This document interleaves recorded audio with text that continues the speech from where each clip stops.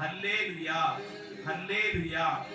കർത്താവ് ചില അടയാളങ്ങൾ നൽകി ചിലരുടെ വിശ്വാസത്തെ വർദ്ധിപ്പിക്കുന്നു. Hallelujah, hallelujah, hallelujah, hallelujah.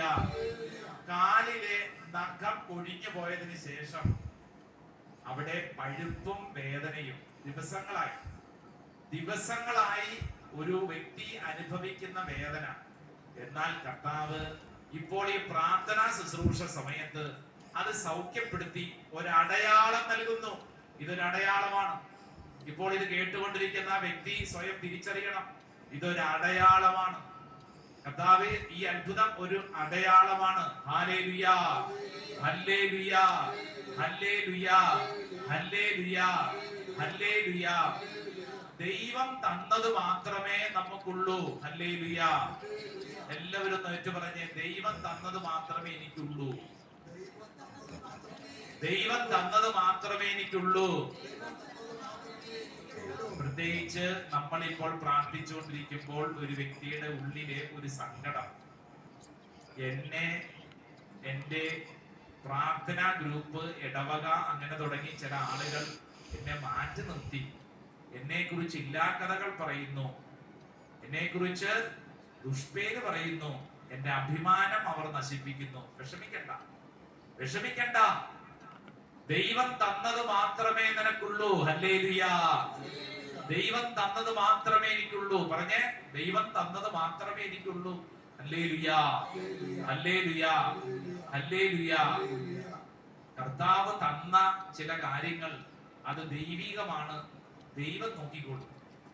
നിനക്ക് നഷ്ടപ്പെട്ട അഭിമാനത്തെ ഓർത്ത് നീ വിഷമിക്കണ്ട, നീ വിഷമിക്കണ്ടെന്ന് കർത്താവ് അത് ആവർത്തിച്ച് ഒരു സന്ദേശം പോലെ ഇപ്പോൾ ഇവിടെ പ്രാർത്ഥിക്കുന്ന ഒരു വ്യക്തിയോട് പറയുക.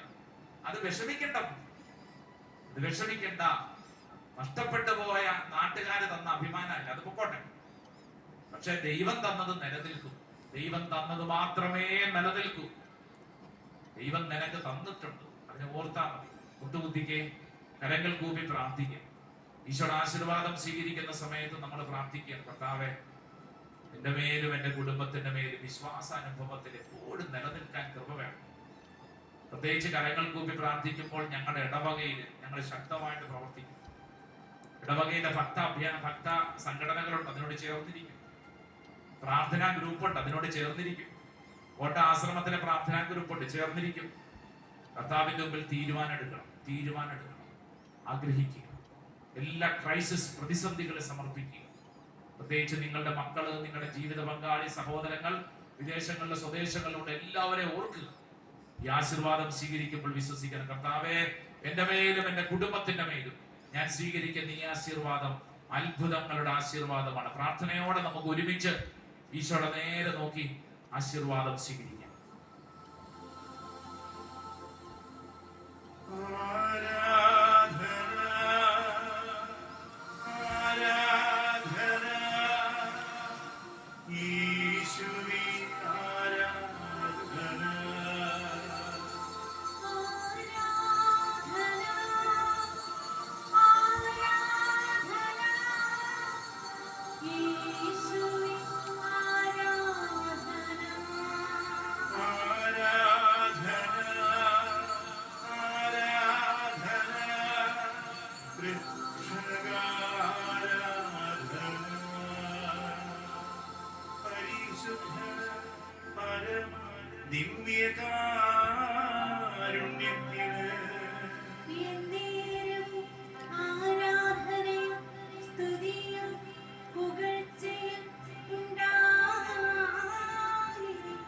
പരിശുദ്ധ പരമ ദിവ്യകാരുണ്യത്തിന്